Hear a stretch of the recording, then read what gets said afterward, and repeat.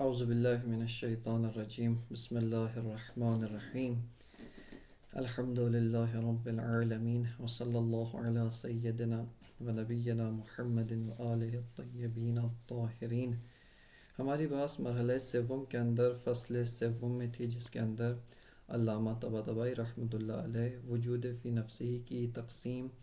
وجود فی نفسہ لنفسہ و وجود فی نفسہ لغیرہ کے بارے میں مطالب کو ذکر فرماتے ہیں۔ اس عنوان کے بارے میں بعض مباحث کو درس قبلی کے اندر ذکر کیا جا چکا ہے، اور اس کے اندر وجود فی نفسہ سے کیا مراد ہے اس کو بھی پہلے والے درس کے اندر ذکر کیا جا چکا ہے۔ ایک مطلب کہ جو عنوان کے بارے میں ہے اور اصل تقسیم کے بارے میں ہے، جس کو جناب استاد حضرت آیت اللہ فیاضی دامت برکاتہ نے اپنے حاشیے کے اندر، حاشیے پر بدایت الحکمہ کے اندر اشارہ کیا ہے، وہ یہ ہے کہ آیا یہ تقسیم حقیقی ہے، یہ تقسیم حقیقی نہیں ہے۔ وہ فرماتے ہیں کہ اگر ہم حکمائے مشاء کی نگاہ کو قبول کریں، جس کی اساس پر بہت سارے معالیل کو بھی وہ وجودات مستقل شمار کرتے ہیں، فرماتے ہیں کہ یہ تقسیم کاملاً تقسیم حقیقی ہے۔ لیکن کہتے ہیں کہ اگر ہم حکمائے صدر المطالعین، حکمائے صدرائی، جیسے کہ خود علامہ طباطبائی رحمۃ اللہ علیہ کی جو وضاحت ہے اس کو قبول کریں، جس میں علامہ فرماتے ہیں کہ خود وجودات رابط کوئی ماہیت نہیں رکھتے، اور یہ جو وجودات رابط ہے اگر ہم ایک نگاہ دیگر ان پہ ڈالیں تو ان سے ماہیت حاصل ہوتی ہے، اور یہ وجود مستقل کے طور پہ ہمیں دکھائی دیتے ہیں۔ اس صورت میں فرماتے ہیں تقسیم حقیقی شمار نہیں ہوتی ہے۔ لیکن بہرکیف اس بیان کے اوپر کہ جو انہوں نے علامہ کے بیان کو کہا ہے کہ یہ تقسیم حقیقی نہیں ہے، اس کے اوپر بعض اشکالات بھی وارد کیے جا سکتے ہیں، لیکن وقت کی کمی کی اساس پر ہم ان کو چھوڑتے ہیں اور آگے بڑھتے ہیں۔ اس فصل کے اندر وجود فی نفسہ و وجود لنفسہ و وجود لغیرہ، اس کی وضاحت کے بارے میں علامہ طباطبائی اس طریقے سے وارد ہوتے ہیں، اور ایک خاص بیان و ایک خاص انداز سے علامہ طباطبائی اس تقسیم کو وضاحت کے ساتھ بیان فرماتے ہیں۔ جبکہ اگر ہم دیکھیں تو اس تقسیم کو بیان کرنے اور وجود لنفسہ و لغیرہ کی وضاحت کرنے، ان کی ہویت کو کھولنے کے بارے میں ایک بیان دیگر بھی استعمال کیا جا سکتا ہے، وہ علماء و حکماء و بزرگان نے استفادہ کیا ہے، اور اس کے ذریعے سے وجود فی نفسہ لنفسہ و وجود فی نفسہ لغیرہ کی وضاحت کی ہے، کہ انشاءاللہ اس کو علامہ کے بیان کے بعد ذکر کریں گے۔ علامہ طباطبائی رحمۃ اللہ علیہ فرماتے ہیں کہ آپ دیکھیں ایک وجود جو ماہیت رکھتا ہے، چونکہ یہاں پر ہماری جو جتنی بھی مباحث ہیں وہ اس وجود کے بارے میں نہیں ہے کہ جو اساساً کوئی ماہیت نہیں رکھتا، جیسے وجود واجب الوجود کہ جو نہ حکمائے مشاء کی نگاہ کی اساس پہ ماہیت رکھتا ہے، اور نہ ہی جناب صدر المطالعین کی نگاہ کی اساس پر ماہیت رکھتا ہے۔ اساساً وہ وجود مافوق ماہیت ہے، ماہیت چونکہ حد ہے، نقص ہے، کمی ہے، لہٰذا واجب الوجود ماہیت نہیں رکھتا ہے۔ اب وہ وجود کی جو ماہیت رکھتا ہے، علامہ فرماتے ہیں کہ آپ دقت کریں، آیا یہ وجود ایک ماہیت سے طرد عدم کرتا ہے، یا یہ وجود دو ماہیات سے طرد عدم کرتا ہے؟ یعنی یہ جو وجود ہے، علامہ فرماتے ہیں کہ اگر یہ وجود اس طرح کا وجود ہو کہ جو دو چیزوں سے طرد عدم کرتا ہے، دو چیزوں سے نفی سفسطہ کرتا ہے، عدم کو دور کرتا ہے، عدم کو دھکیلتا ہے، عدم کو باہر نکالتا ہے، یعنی اساسی طور پہ یہ وجود ایک ہی ماہیت و ایک ہی ذات سے طرد عدم کرتا ہے۔ بس فرماتے ہیں کہ آپ یہاں پر یہ دیکھیں کہ یہ جو وجود ہے، آیا دو ماہیات، دو ذوات، ان سے طرد عدم کرتا ہے، یا ایک ہی ماہیت و ایک ہی ذات سے طرد عدم کرتا ہے؟ علامہ فرماتے ہیں کہ اگر یہ وجود اپنی ذات و اپنی ماہیت سے طرد عدم کرنے کے علاوہ ایک اور شے سے و ایک اور ذات سے بھی طرد عدم کرتا ہے، فرماتے ہیں اس کو ہم کہیں گے وجود فی نفسہ لغیرہ۔ بس دقت کریں یہاں پہ اصل مدعا علامہ کا کیا ہے؟ علامہ فرماتے ہیں کہ یہ وجود کہ جو اپنی ذات اپنی ماہیت سے طرد عدم کرنے کے علاوہ اگر ایک اور ذات و ایک اور ماہیت سے بھی طرد عدم کرتا ہے، فرماتے ہیں کہ اس کو کہیں گے وجود فی نفسہ لغیرہ۔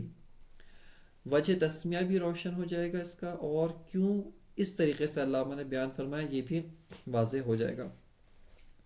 لیکن فرماتے ہیں کہ اگر ایک وجود اس طرح کا وجود ہے کہ جس کو کسی اور شے کسی اور چیز سے کوئی سروکار نہیں ہے، اور وہ وجود صرف اور صرف اپنی ذات اور اپنی ماہیت سے طرد عدم کرتا ہے، یعنی وہ وجود اس طرح کا وجود ہے کہ جو فقط اور فقط اپنی ذات اور اپنی ماہیت سے طرد عدم کرتا ہے، اس کے علاوہ کسی اور ذات کسی اور ماہیت سے اس کو کوئی سروکار نہیں ہے، فرماتے ہیں اس کو ہم کہیں گے وجود فی نفسہ لنفسہ۔ بس آپ دقت کریں علامہ کس طریقے سے وارد ہوئے، فرماتے ہیں کہ ہماری بحث ان وجودات میں جو مصاحب با ماہیت ہیں۔ اب یہ وجود یا ایک ذات ایک ماہیت سے یعنی فقط اپنی ذات و اپنی ماہیت سے طرد عدم کرتا ہے، اس کو ہم کہیں گے وجود فی نفسہ لنفسہ۔ لیکن ایک وجود اس طرح کا وجود ہے کہ جو اپنی ذات و ماہیت سے طرد عدم کرنے کے ساتھ ساتھ ایک شے دیگر ایک امر دیگر سے بھی طرد عدم کرتا ہے، اس سے بھی نفی سفسطہ کرتا ہے، فرماتے ہیں اس کو ہم وجود فی نفسہ لغیرہ کہیں گے۔ اور اس کی بھی مثال جو ہے وہ ہمارے سامنے واضح و روشن ہو جاتی ہے۔ اب وہ وجود کہ جو کسی اور ذات کسی اور شے سے کوئی سروکار نہیں رکھتا، فقط اور فقط جب وہ وجود موجود ہوتا ہے فقط اپنی ماہیت سے طرد عدم کرتا ہے۔ مثال کے طور پہ انسان موجود ہوا، بقیہ کسی شے سے کوئی سروکار نہیں رکھتا ہے، یہ انسان جب موجود ہوا اس کا وجود جب علت نے ایجاد کیا یہ فقط اپنی ماہیت سے طرد عدم کرتا ہے۔ یہ ہمارے لیے واضح و روشن ہے، اس کا کسی اور ماہیت کسی اور شے سے طرد عدم کرنے سے کوئی سروکار نہیں ہے۔ ہم آتے ہیں اس قسم کے اندر جس میں ایک وجود ہے جو اپنی ذات و اپنی ماہیت سے طرد عدم و نفی سفسطہ کرنے کے ساتھ ساتھ ایک شے دیگر و ایک امر دیگر سے بھی نفی سفسطہ و طرد عدم کرتا ہے۔ علامہ فرماتے ہیں کہ یہ جو ہم نے کہا ہے کہ یہ وجود جو اپنی ذات و اپنی ماہیت سے طرد عدم کرتا ہے وہ تو واضح ہے، وہ بقیہ جتنے بھی وجودات ہیں وجود لنفسہ کی مانند جتنے بھی اور وجودات ہیں وہ سب کے سب اپنی ماہیت سے طرد عدم کرتے ہیں، اس میں کوئی ابہام نہیں ہے، چونکہ ہر وجود محدود جو ماہیت رکھتا ہے وہ اپنی ماہیت سے طرد عدم کرتا ہے، وہ اپنی ماہیت سے نفی سفسطہ کرتا ہے، اپنی ماہیت کو موجود کرتا ہے، اور ماہیت اس وجود کے سہارے و اس وجود کے ذریعے سے اور اس وجود کی حیثیت تقییدیہ کے ذریعے سے موجود ہو جاتی ہے۔ وہ وجود کے جو اپنی ماہیت کے علاوہ ایک شے دیگر سے طرد عدم کرتا ہے، یہاں سوال یہ کہ وہ شے دیگر کیا ہے؟ آیا وہ شے دیگر ایک اور ماہیت ہے، یعنی اسی کی ایک اور ماہیت ہے، یعنی وہ وجود دو ماہیات رکھتا ہے، ایک ماہیت سے طرد عدم کرتا ہے، دوسری بھی ماہیت سے طرد عدم کرتا ہے جو اسی کی اپنی ماہیت ہے۔ بس دقت کریں یہاں پر علامہ کیا فرماتے ہیں، علامہ فرما رہے ہیں کہ یہ جو وجود جو ایک وجود جو اپنی ماہیت سے طرد عدم کر رہا ہے اس کے ساتھ ایک شے دیگر سے بھی طرد عدم کر رہا ہے، ہمارا سوال یہ کہ وہ شے دیگر کیا ہے؟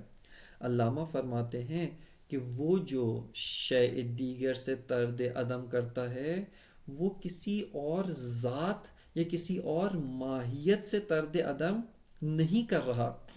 یعنی وہ وجود دیکھیں دقت کریں یہاں پہ وجود محدود ہے، ایک اپنی ذات رکھتا ہے اور ایک اپنی ماہیت رکھتا ہے، یہ ایک طرف۔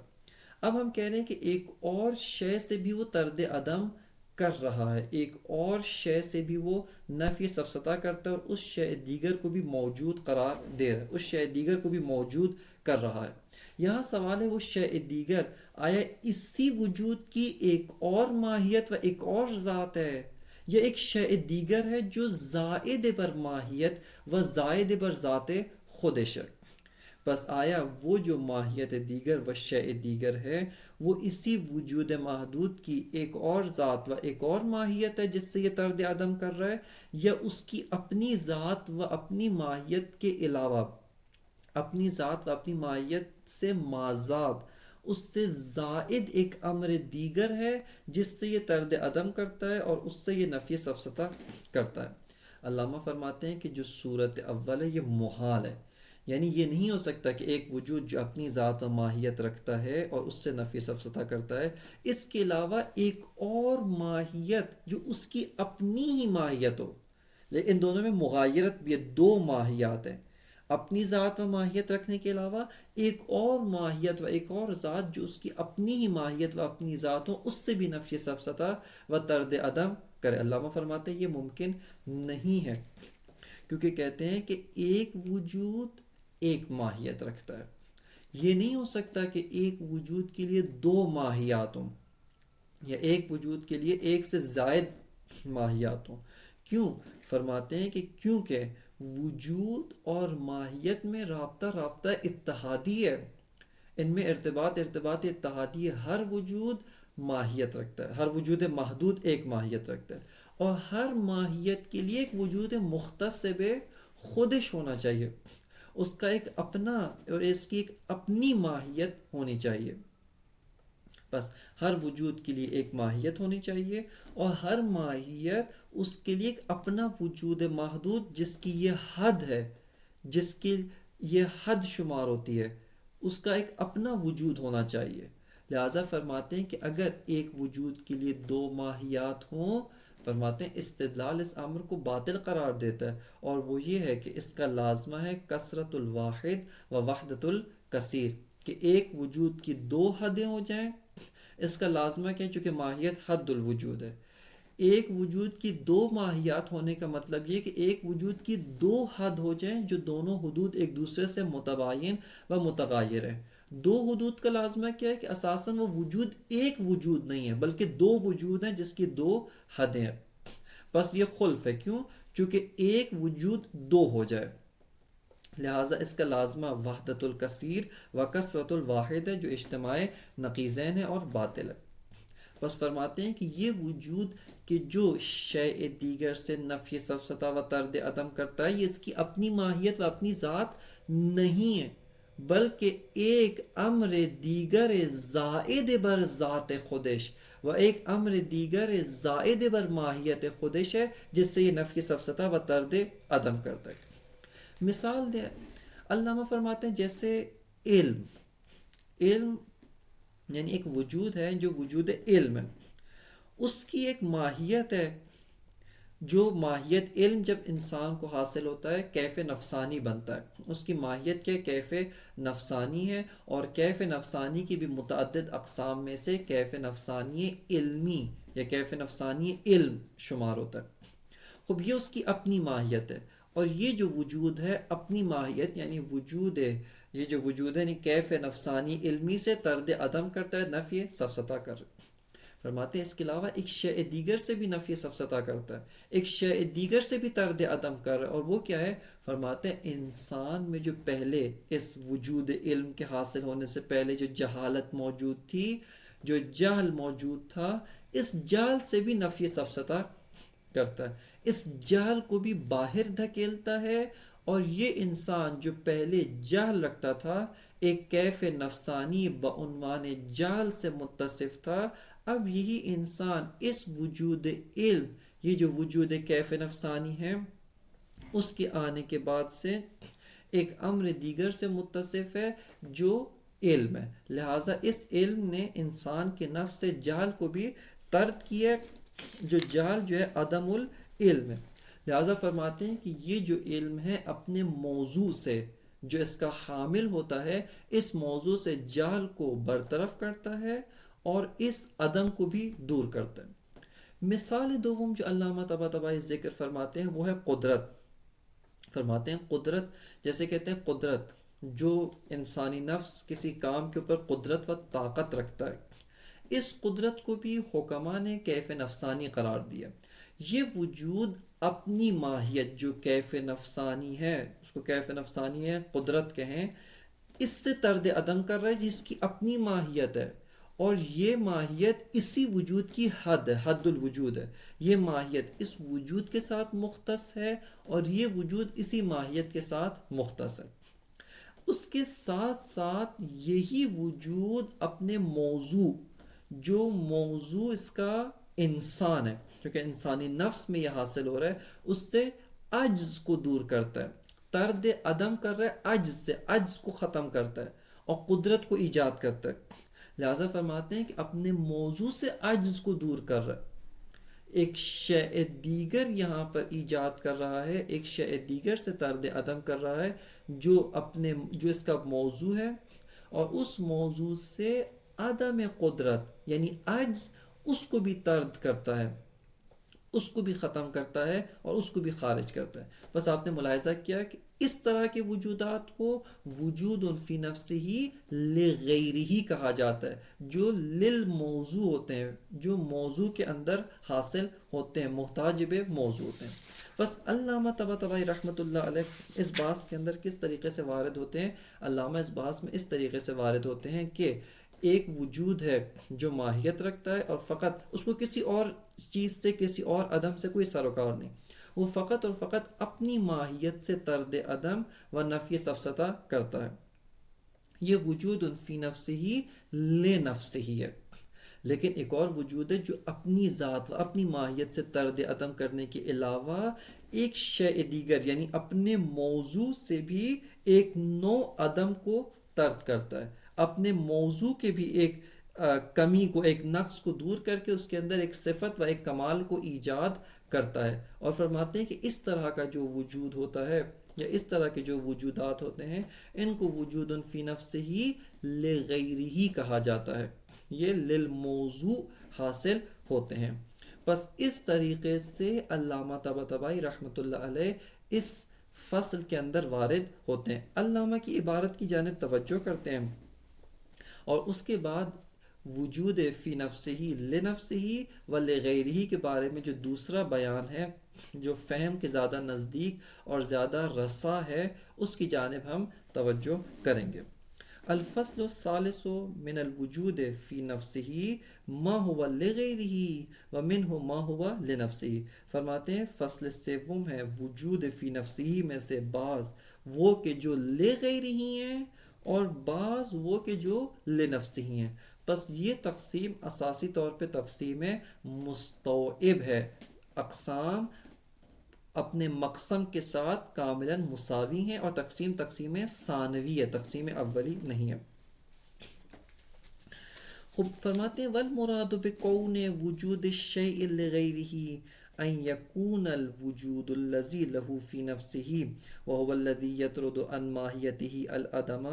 فرماتے ہیں ہوا بعینہ یطرد عدما عن شیء آخر لا عدم ذاتہ و ماہیتہ۔ فرماتے ہیں کہ ایک شے کا وجود الشیء لغیرہ ہونے سے کیا مراد ہے؟ فرماتے ہیں والمراد بکون وجود الشیء لغیرہ، کہ ایک شے کا لغیرہ ہونے سے، ایک وجود الشیء کا لغیرہ ہونے سے مراد کیا ہے؟ فرماتے ہیں مراد یہ کہ اس شے کا وجود کہ جو وجود فی نفسہ ہی ہے، جو کہ تقسیم کا جو مقسم ہے وجود فی نفسہ ہی ہے، اساساً وجود رابط وجود فی غیرہ اساساً خارج ہے۔ فرماتے ہیں کہ وجود جو فی نفسہ ہی ہے، وجود فی نفسہ ہی ہوتا ہے کیا؟ فرماتے ہیں وَهُوَ الَّذِي يَطْرُدُ عَنْ مَاهِيَتِهِ الْعَدَمِ، جو اپنی ماہیت سے طرد عدم کرے، اس کو وجود فی نفسہ ہی کہا جاتا ہے۔ اور اس کی علامہ اپنے مبانی کے اساس پہ چل رہا ہے، کہیں پہ بھی علامہ ان چیزوں سے جن کو قبلاً علامہ نے تثبیت کیا، اس بات کیا ہے، کہیں پہ علامہ نے ان سے تخطی نہیں کیا، کہیں پہ ان سے عبور نہیں کیا۔ فرماتے ہیں وجود فی نفسہ وہو الذی یطرد عن ماہیتہ العدم، کہ جو اپنی ماہیت سے طرد عدم کرے اس کو وجود فی نفسہ کہا جاتا ہے۔ وہی وجود فی نفسہ جو اپنی ماہیت سے طرد عدم کرتا ہے، ہوا بعینہ یطرد عدما عن شیء آخر، وہی وجود جو اپنی ماہیت سے طرد عدم کر رہا ہے، بعینہ وہی وجود ایک شیء دیگر، ایک امر دیگر، ایک چیز دیگر سے بھی طرد عدم کرتا ہے۔ فرماتے ہیں ہوا بعینہ یطرد عدما عن شیء آخر، وہی وجود ایک شیء دیگر سے طرد عدم کر رہا ہے. خب وہ شیء دیگر ایک ماہیت دیگر ہے، وہ شیء دیگر اسی وجود کی ایک اور ماہیت ہے. اس ماہیت جو پہلی ماہیت ہے اس کے علاوہ اسی وجود کی ایک ماہیت دوم و ایک ذات دوم ہے. فرماتے ہیں لا عدم ذات ہی و ماہیتی، فرماتے ہیں نہ کہ وہ وجود اپنی ہی ذات وہ اپنی ہی ماہیت سے طرد عدم کرتا ہے، یہ مراد نہیں. کیوں؟ خوب فرماتے ہیں استدلال اس کے مخالف ہے. استدلال کیا کہتا ہے؟ فرماتے ہیں استدلال یہ کہتا ہے کہ اگر ایک وجود کی دو ماہیات ہوں، کثرت الواحد و وحدت الکثیر لازمت ہے. فرماتے ہیں الا جو ہے اس مطلب کی طرف ہے کہ اگر وہ وجود اپنی ذات و ماہیت سے طرد عدم کرنے کے علاوہ دوبارہ ایک اور ذات و ایک اور ماہیت سے طرد عدم کرے جو اسی کی اپنی ذات و اپنی ماہیت ہو. فرماتے ہیں کہ اگر ایسا ہو کان لوجود واحد ماہیتان، کہتے ہیں اس کا لازمہ یہ ہے کہ ایک ہی وجود کی دو ماہیات ہو جائیں گی. خب دو کیوں، دو سے زیادہ کریں، ایک وجود کی تین ماہیات ہو جائیں، چار ماہیات. دو اقل عدد کثرت ہے، اقل مقدار کثرت ہے. وگرنہ اگر آپ جائز قرار دیں کہ ایک وجود کے لیے ایک سے زیادہ ماہیت ہو، یہ سلسلہ دو پہ رکے گا نہیں، بلکہ دو سے زیادہ ہو، تین ماہیات بھی نہایت ماہیات ہوں. علامہ فرماتے ہیں لکانا لوجود واحد ماہیتان، ایک وجود کے لیے دو ماہیات ہو جائیں گی. خوب دو ماہیات ہو جائیں، کیا اشکال لازم آتا ہے؟ فرماتے ہیں اشکال یہ لازم آتا ہے وہ ہوا کثرت الواحد، بل وہ کثرت واحد ہے، یا بعبارت دیگر وحدت الکثیر ہے. جو کثیر ہے، دو ماہیات ہیں، ان کا ایک ہونا، چونکہ ماہیت حد وجود ہے، وجود ایک ہے اس کی حد بھی ایک ہو. جبکہ دو ماہیات ہیں، دونوں مغایر ہیں، لازمہ کیا ہے کہ دو ماہیات دو ہوتے ہوئے بھی دو نہ ہوں بلکہ ایک ہوں. فرماتے ہیں اس کا لازمہ کیا ہے؟ وحدت کثرت الواحد یا وحدت الکثیر ہے، جو اجتماع نقیضین ہے اور باطل ہے.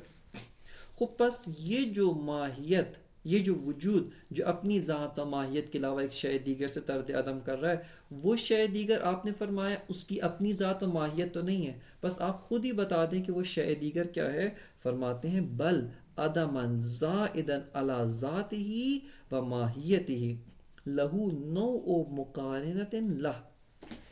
بلکہ فرماتے ہیں کہ وہ ایک ایسا عدم ہے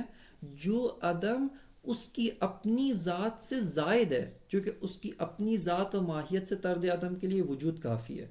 یہی وجود اس ذات و ماہیت سے ہٹ کر ایک اور عدم، ایک اور سفسطہ، ایک اور نیستی جو اسی ماہیت کے ساتھ قرین ہے، اسی ماہیت کے نزدیک ہے، اسی ماہیت کے ساتھ مصاحب ہے، اس کی صحبت میں ہے، اس کے نزدیک ہے. فرماتے ہیں اس سے بھی طرد عدم و نفی سفسطہ کرتا ہے. فرماتے ہیں بل عدما زائدا علی ذاتہ و ماہیتہ لہو نوع مقارنۃ لہ، کہ وہ جو عدم ہے، وہ جو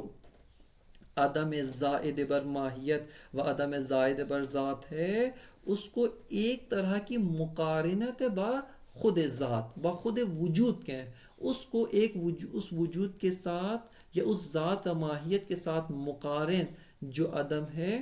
اس عدم کو طرد کرتا ہے، اس عدم کو دور کرتا ہے.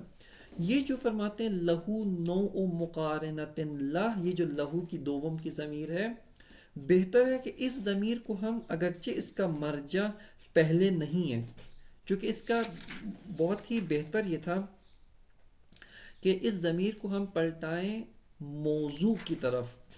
چونکہ یہ جو وجود ہے فی موضوع ہے، ایک موضوع کا محتاج ہے. جب یہ وجود اس موضوع کے دامن میں ایجاد ہوتا ہے، اس موضوع کے ضمن میں ایجاد ہوتا ہے، اپنی ماہیت سے تو طرد عدم کرتا ہی ہے، ساتھ ہی ساتھ اس عدم سے کہ جو عدم اس موضوع کے ساتھ ایک طرح کی مقارنت رکھتا ہے، اس موضوع کے ساتھ ایک طرح سے قرین ہے، اس عدم کو بھی طرد کرتا ہے، اس عدم کو بھی دور کرتا ہے، اس عدم کو بھی طرد کرتا ہے. لہٰذا یہ جو فرمایا کہ لہو کی ضمیر اس عدم کی طرف پلٹتی کہ عدم زائد بر ذات و ماہیت، کہ وہ عدم زائد بر ذات و ماہیت لہو نوع مقارنت لہ، یعنی للموضوع. سب سے بہتر یہ تعبیر تھی، لیکن چونکہ مرجع اس ضمیر کا پہلے عبارت کے اندر نہیں گزرا، لہٰذا ہم یہ کہہ سکتے ہیں کہ لہو نوع مقارنت، لہو کی ضمیر ذات و ماہیت، لیکن اگر دیکھا جائے تو ذات و ماہیت دونوں لفظی طور پہ مؤنث ہے، پس ضمیر کو لہا ہونا چاہیے تھا، لہو نوع مقارنت لہا، لیکن بہرکیف یہ عبارت کے اندر ایک مشکل یہاں پر پیش آتی ہے۔ خوب مثال فرمائیں، علامہ فرماتے ہیں کل علم، جیسے علم الذی یطرد بوجودہ العدم عن ماہیتہ الکیفیت، فرماتے ہیں جیسے علم کہ وہ علم اپنے وجود کے ذریعے سے اس کی جو ماہیت ہے، وہ ماہیت کون سی؟ کیف نفسانی ہے، اس کیف نفسانی سے طرد عدم کرتا ہے۔ خوب پس یہ وجود جو علم، وجود علم ہے، اپنی ذات و ماہیت یعنی کیف نفسانی سے طرد عدم کر رہا ہے۔ خوب وَيَطْرُدُ بِهِ بِعَيْنِهِ عَنْ مَوْضُوعِهِ الْجَهْلَ الَّذِي هُوَ نَوْعٌ مِّنَ الْعَدَمِ يُقَارِنُهُ، فرماتے ہیں اور ساتھ ہی ساتھ یہی وجود علم، یہ وجود علم بعینہ، اسی وجود سے جس وجود کے ذریعے یہ اپنی ذات و ماہیت سے طرد عدم کر رہا ہے، اسی وجود کے ذریعے سے ایک اور عدم کہ جو عدم اس موضوع کے ساتھ مقارن ہے، اس موضوع کے ساتھ قرین ہے، اس موضوع کے ساتھ ملا ہوا ہے، اس موضوع کا بھی ایک عدم ہے، اس سے بھی طرد عدم کرتا ہے، اور وہ کیا ہے؟ جہل۔ فرماتے ہیں ہوا بعینہ عن موضوعہ الجہل الذی ہوا نوع من العدم یقارنہ، فرماتے ہیں کہ وہ بعینہ وہی وجود اپنے موضوع سے طرد جہل کرتا ہے کہ جو جہل ایک نوع کا عدم ہے اور اپنے موضوع کے ساتھ ملا ہوا تھا۔ خوب یہ ایک مثال دوم فرماتے ہیں کل قدرت، جیسے قدرت ہے، فَإِنَّهَا كَمَا تَطْرُدُ عَنْ مَاهِيَةِ نَفْسِهَا الْعَدَمَ تَطْرُدُ بِعَيْنِهَا عَنْ مَوْضُوعِهَا الْعَجْزَ، فرماتے ہیں کہ جس طرح سے قدرت اپنی ذات و ماہیت جو کیف نفسانی قدرت ہونا ہے اس سے طرد عدم کرتا ہے و نفی سفسطہ کرتا ہے، فرماتے ہیں اسی طرح سے یہ قدرت، یہ وجود اپنا جو موضوع ہے یعنی انسان، اس میں سے بھی ایک عدم کو دور کرتا ہے، اور وہ عدم کیا ہے؟ عجز جو عدم قدرت ہے بعینہ، یہی وجود اس عدم کو بھی دور کرتا ہے، لہٰذا اس طریقے سے یہ وجود جو وجود فی نفسہ لغیرہ ہے، یہ وجود جس طریقے سے اپنی ذات سے طرد عدم کرتا ہے، اپنی ذات سے نفی سفسطہ کرتا ہے، فرماتے ہیں اسی طرح سے یہ وجود اپنا جو موضوع ہے، اس موضوع میں بھی ایک خاصیت ہے، ایک عدم موجود ہے، جو عدم اس موضوع کے ساتھ مقارن ہے، اس سے بھی نفی سفسطہ و طرد عدم کرتا ہے۔ بس اس طرح کے وجود کو کہتے ہیں وجود فی نفسہ لغیرہ،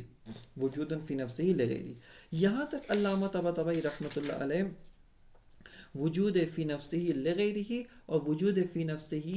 لنفسہ، ان دونوں کی ذات شناسی کرتے ہیں، ان دونوں کی جو ماہوا ہے، ماہیت تو نہیں، وجود ہے، ماہیت اصطلاحی نہیں بلکہ ان کی ذات کس طرح کے وجود ہے، وجود لنفسی کس طرح کا وجود ہے، وجود لغیری کس طرح کا وجود ہے، اس کے بارے میں علامہ بیان فرما رہے تھے، اور اس کے بعد سے علامہ ان دونوں کے حل ہو کے بارے میں وارد ہوتے ہیں کہ آیا وجود فی نفسہ لنفسہ اور وجود فی نفسہ لغیرہ خارج میں موجود ہے یا موجود نہیں ہے، اس کے بارے میں وارد ہوتے ہیں۔ مگر اس سے پہلے کہ ہم علامہ طباطبائی کے ساتھ ساتھ اس مطلب کے حل ہوا میں وارد ہوں، ایک نگاہ دیگر جو اسی کی ماہیت و اسی کی ذات شناسی ان دونوں کے بارے میں کرنا ضروری ہے، وہ نگاہ جناب صدر المتعلہین ہے، جناب ملا صدر شیرازی ہے، کہ جو اسی کے بارے میں ان کی نگاہ ہے، اور اس نگاہ سے و اس ورود کے ساتھ ہمیں اس بحث کی جانب توجہ کرنا ضروری ہے۔ جناب صدر المتعلہین اپنی نگاہ اختصاصی جو نگاہ تشکیک در وجود ہے، اور تشکیک در وجود کی اساس پر وہ قائل ہیں کہ وجودات میں شدت و ضعف پائی جاتی ہے، اور اس کو انہوں نے کثرت در وجودات کو بطور تشکیک، بطور شدت و ضعف در وجودات انہوں نے اس بات کیا ہے۔ جناب صدر المتعلہین اسی نگاہ تشکیک در وجود کہ جو نگاہ اختصاصی ملا صدرہ ہے اور اس سے پہلے حکماء مشہ تشکیک کو رد کرتے آئے تھے، لیکن جناب صدر المطلعین نے اس کو اثبات کیا اور وجودات میں تشکیک کو ثابت کیا و اس کے اوپر برہان قائم کیا ہے، اس کی اساس پہ فرماتے ہیں کہ وجود میں شدت اور ضعف پائی جاتی ہے، یعنی وجود ایک امر تشکیکی ہے، وجود شدید ہے، ضعیف ہوتا جاتا ہے، ضعیف ہوتا جاتا ہے اور الی آخر۔ اسی کی اساس پہ کل نظام ہستی کو وہ ترسیم کرتے ہیں اور نظام ہستی کو تبیین و اس کی وضاحت کرتے ہیں، اور فرماتے ہیں کہ وجود واجب الوجود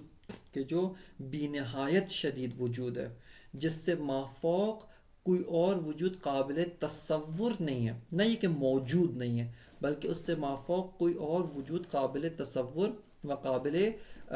تصویر نہیں ہے، فرماتے ہیں وہ وجود بی نہایت شدید وجود واجب الوجود اور وجود علت ہے۔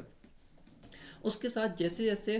تنزل آتا ہے اور معالیل واجب الوجود ایجاد کرتا جاتا ہے، فرماتے ہیں وجود میں ضعف آتا ہے، وجود ضعیف ہوتا جاتا ہے اور وجود میں تنزل آتا جاتا ہے۔ اسی طرح سے یہاں تک کہ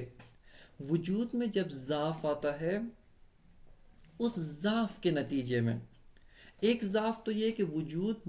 محتاج علت ہے،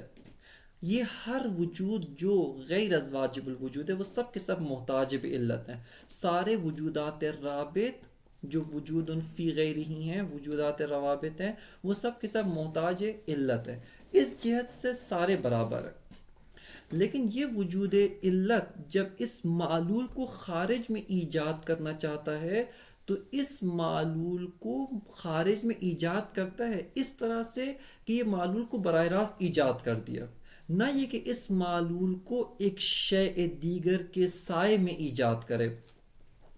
یا اس معلول کو خارج میں موجود ہونے کے لیے کسی اور چیز کا سہارا لینے کی ضرورت نہیں ہے، بلکہ یہ معلول اس طرح کا معلول ہے اور اس معلول کی ذات ایسی ہے کہ جس کو موجود ہونے کے لیے و خارج میں تحقق پانے کے لیے کسی اور امر و کسی اور چیز کا سہارا لینے کی ضرورت نہیں ہے، بلکہ خارج میں موجود ہے۔ جیسے انسان،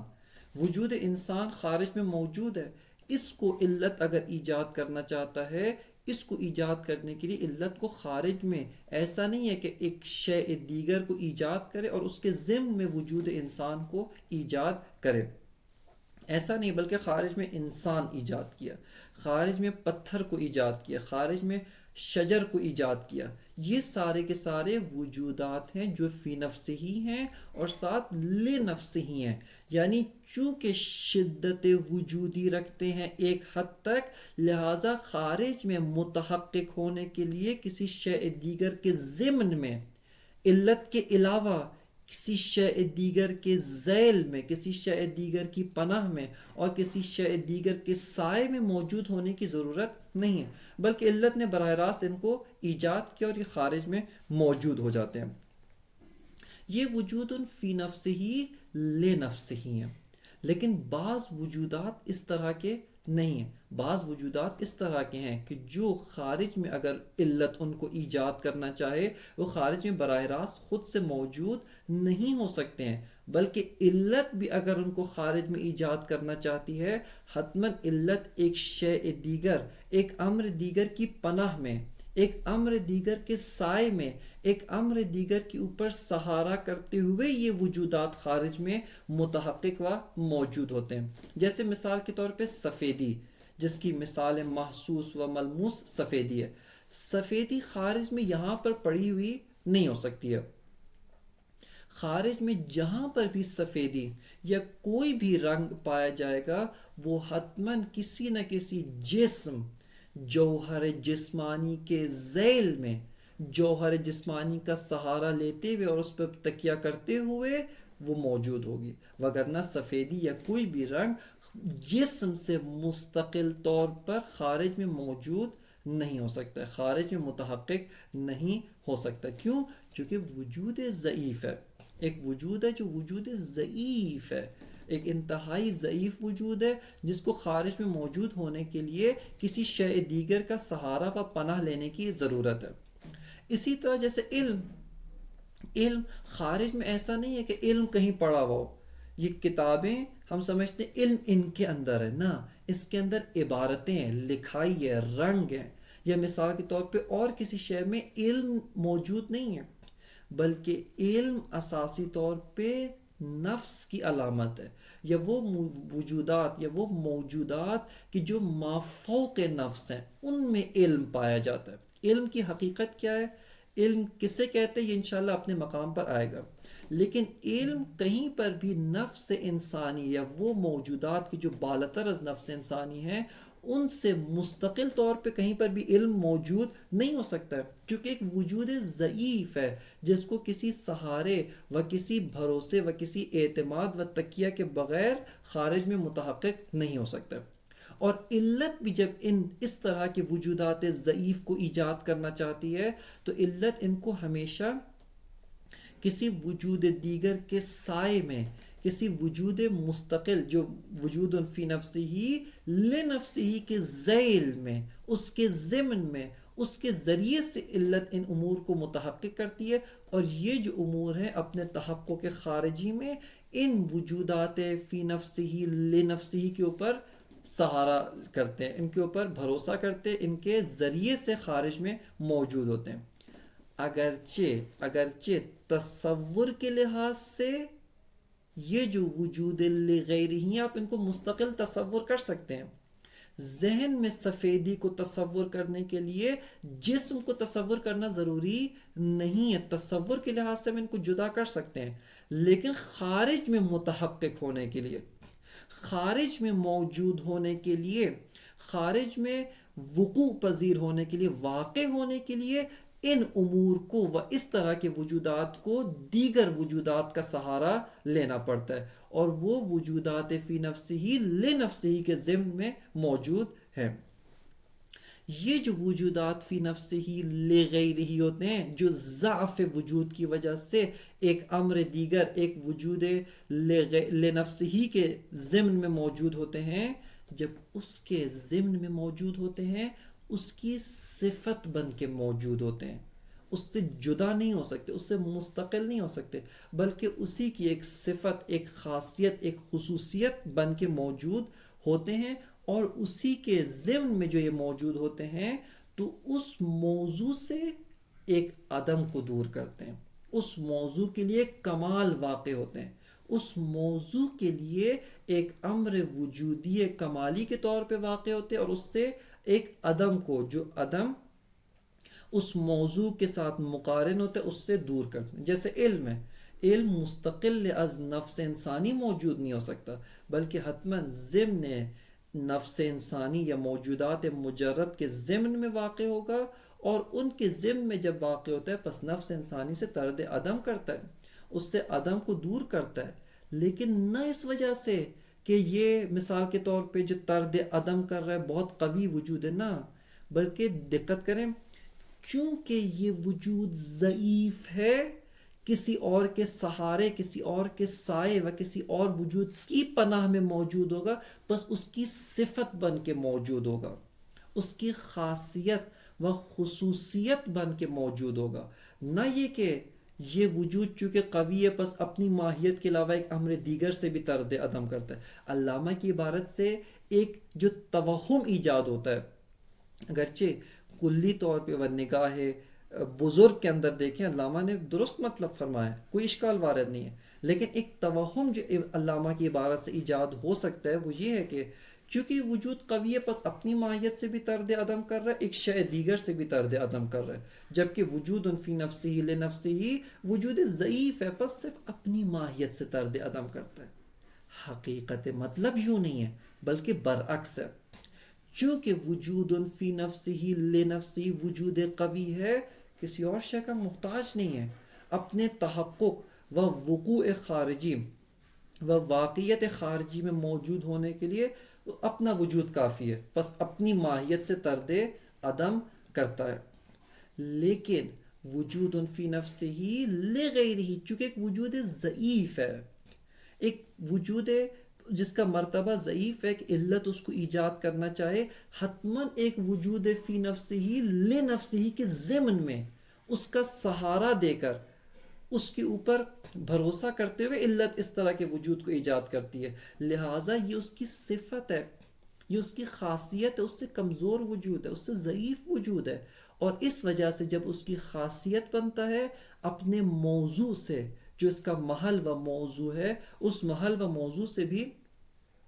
ایک امر عدمی و ایک شے عدمی کو دور کرتا ہے، لیکن نہ اس کی ذات، نہ اس کی ماہیت، بلکہ ایک نو عدم جو اس کے ساتھ مقارن ہے اس کو بھی برطرف کرتا ہے۔ لہٰذا یہ جو دوسری نگاہ ہے، اس نگاہ کی اساس پر وجود فی نفسہ لنفسہ وجود قوی ہے، اور وجود فی نفسہ لغیرہ وجود ضعیف ہے۔ اس سے بالاتر ایک اور مطلب جس کی طرف جناب صدر المتعلہین نے ارتقا کیا ہے، اور جوہر و عرض کے مابین، یعنی وجود جوہر و وجود عرض کے مابین وہ نگاہ نہائی پر پہنچا، وہ یہ ہے کہ فرماتے ہیں اساسی طور پہ جو وجود فی نفسہ لغیرہ ہے وہ معلول ہے وجود فی نفسہ لنفسہ کا، یعنی جو وجود فی نفسہ لنفسہ ہے، جیسے انسان، جیسے شجر، جیسے بقر وغیرہ، جو وجودات جوہری ہیں یہ علت ہیں، اور یہ علت وجود فی نفسہ لغیرہ کو ایجاد کرتے ہیں، اور وجود فی نفسہ لغیرہ اساسی طور پہ معالیل وجود فی نفسہ لنفسہ واقع ہوتے ہیں۔ اس اساس پر ان دونوں کے درمیان جو ارتباط ہے وہ ہمارے لیے مزید واضح و روشن ہوتا ہے۔ اس کی وضاحت و تفصیل انشاءاللہ تعالی اپنے مقام کے اوپر ذکر کی جائے گی۔ مطلب دوم کی جو علامہ طباطبائی رحمۃ اللہ علیہ اس فصل کے اندر ذکر فرماتے ہیں وہ یہ ہے کہ حل ہوئے وجود فی نفسہ لنفسہ و وجود فی نفسہ لغیرہ کیا ہے؟ آیا یہ واقعیت خارجی بھی رکھتے ہیں؟ کوئی دلیل و استدلال موجود ہے، استدلال موجود نہیں ہے، اس مطلب کے اوپر کوئی دلیل ہے یا دلیل نہیں ہے؟ علامہ فرماتے ہیں کہ اس وجود فی نفسہ لنفسہ و وجود فی نفسہ لغیرہ کے وجود کے اوپر جو دلیل ہے وہ وجودات اعراض ہیں۔ ہم اعراض کو جو ہمارے لیے ملموس ہیں،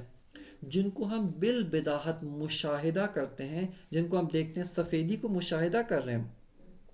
یا اسی طرح مثال کے طور پہ اور دیگر اعراض، کیفیات نفسانی ہمارے لیے وجدانی ہے، علم حضوری رکھتے ہیں ان کے بارے میں۔ فرماتے ہیں کہ یہ بہترین دلیل ہے جو دونوں اقسام کو اس بات کرتے ہیں۔ کیوں؟ فرماتے ہیں کہ چونکہ یہ اعراض وجود فی نفسہ لغیرہ ہیں، پس اپنے اوپر تو دلیل ہیں، چونکہ عدل الدلیل علی وقوع الشیء وجود ہو، یعنی کسی شے کے امکان اور اس کے ہونے پر بہترین دلیل کیا ہے؟ اس کا موجود ہونا ہے۔ بس یہ اعراض موجود ہے، لہٰذا اپنے اوپر دلیل ہے، لیکن ساتھ ساتھ یہی اعراض وجود فی نفسہ لنفسہ کو بھی اس بات کرتے ہیں۔ کیوں؟ چونکہ اگر آپ ہستی کے اندر و واقعیت خارجی کے اندر ایک ایسی شے کو اس بات کر دیں کہ جس کا وجود دوسرے کے مرہون منت ہے، جس کا وجود دوسرے کے اوپر بھروسہ کیے ہوئے، دوسرے کے اوپر اعتماد کیے ہوئے، فرماتے ہیں جو قوی وجود ہے وہ بطریق اولا اس بات ہو جاتا ہے۔ اور فرماتے ہیں کہ یہاں پر نہیں کہ نہایت الحکمہ کے اندر علامہ نے ذکر کیا ہے کہ جو بھی اعراض کا انکار کرے، جو بھی وجود فی نفسہ یعنی وجودات اعراض کا انکار کرے، وجود فی نفسہ لغیرہ کا انکار کرے، وہ ایک طرح سے وجود فی نفسہ یعنی تمام وجودات کو ان اعراض کے جوہر ہونے کا قائل ہو گیا۔ بس اگر کوئی وجود فی نفسہ لغیرہ کا انکار کرے اور یہ کہے کہ اساسی طور پہ یہ وجودات موجود نہیں ہیں، وہ اپنے بدیہیات کا انکار کر رہا ہے، امور محسوسات کا انکار کر رہا ہے، امور مشہودات جو اس کے مشہود ہیں، جو اس کے وجدانیات ہیں، اس کے اپنے نفس میں بالبداہت اولی و بالبداہت علم حضوری موجود ہیں، ان کا انکار کر رہا ہے۔ اور ایسے شخص سے کوئی گفتگو نہیں کی جا سکتی، بلکہ یہ سفسطی و سوفسطائی ہے۔ بس فرماتے ہیں کہ والدلیل علی تحقق حاذا القسم، حاذا القسم سے مراد وجود فی نفسہ لغیرہ ہے۔ فرماتے ہیں کہ وہ اس قسم یعنی وجود فی نفسہ لغیرہ کے تحقق کے اوپر کیا دلیل ہے؟ وجودات الاعراض۔ کیوں؟ فرماتے ہیں فإن كل منها كما يطرد عن ماہیت نفسه العدم يطرد بعینه عن موضوعه نوعا من العدم۔ فرماتے ہیں کہ جس طرح سے کہ یہ اعراض خود اپنی ماہیت یعنی ان اعراض کے جو وجودات ہیں، چونکہ بعض وجود میں یہ وجودات جس طرح سے اپنی ذات و ماہیت سے طرد عدم کرتے ہیں، فرماتے ہیں اسی طرح سے یہ اپنے موضوع سے، جو موضوع ان کو حامل ہوتا ہے، جو موضوع ان کو حمل کیا ہوا ہوتا ہے، فرماتے ہیں اس سے بھی ایک طرح سے طرد عدم کرتے ہیں۔ ایک یہ دوسری کیا مثال ہے، فرماتے ہیں کذالک صور نوعیت الجوہریہ، فرماتے ہیں جیسے صور نوعیہ جوہریہ،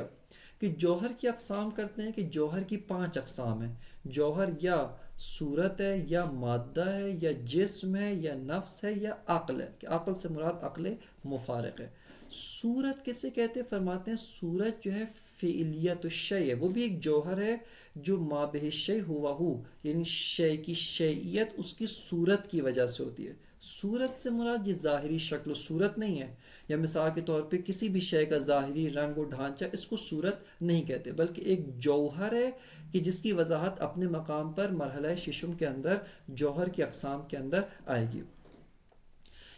صورت جو جوہر ہے، صور جوہریہ، یہ محتاج موضوع نہیں ہوتے، چونکہ جوہر ہے، جوہر لا فی موضوع ہوتا ہے، لیکن یہ محتاج محل ہوتے ہیں۔ محل اور موضوع کے اندر فرق ہے کہ موضوع وہ شے ہے کہ عرض اس کا محتاج ہوتا ہے، لیکن موضوع پلٹ کے عرض کا محتاج نہیں ہوتا ہے۔ لیکن محل اس کو کہتے ہیں کہ جس میں خود عارض بھی محتاج محل ہے، ساتھ محل بھی محتاج عرض ہوتا ہے، اس کو محل کہتے ہیں۔ بس فرماتے ہیں کہ جو صور نوعیہ جوہریہ ہیں یہ محتاج محل ہیں، اور ان کے محل کون ہوتا ہے، مادہ، حیولہ اولا، مواد، جس کی جمع مواد ہے۔ مادہ اولا، حیولہ اولا، یہ محل ہے برائے صور نوعیہ جوہریہ، کہ صور نوعیہ جوہریہ یہ حاصل ہوتے ہیں، یہ عارض ہوتے ہیں کس شے کے اوپر، مادہ اولا و حیولہ اولا کے اوپر عارض ہوتے ہیں۔ بس فرماتے ہیں وَكَذَلِكَ الصُّوَرُ النَّوعِيَّةُ الْجَوْهَرِيَّةُ فَإِنَّ لَهَا نَوْعُ حُصُولٍ لِمَوَادِّهَا تَكْمُلُهَا وَتَطْرُدُ عَنْهَا نَقْصًا جَوْهَرِيًّا۔ کہ انشاءاللہ تعالی اس کو تھوڑی وضاحت کی ضرورت ہے، اور اس کی وضاحت انشاءاللہ بعد والے درس کے اندر کریں گے۔ اور اسی کے ساتھ ساتھ کہ یہ جوہر کی کس طرح کی قسم ہے، مواد، مادہ اولا و صور نوعیہ، اس کے بارے میں انشاءاللہ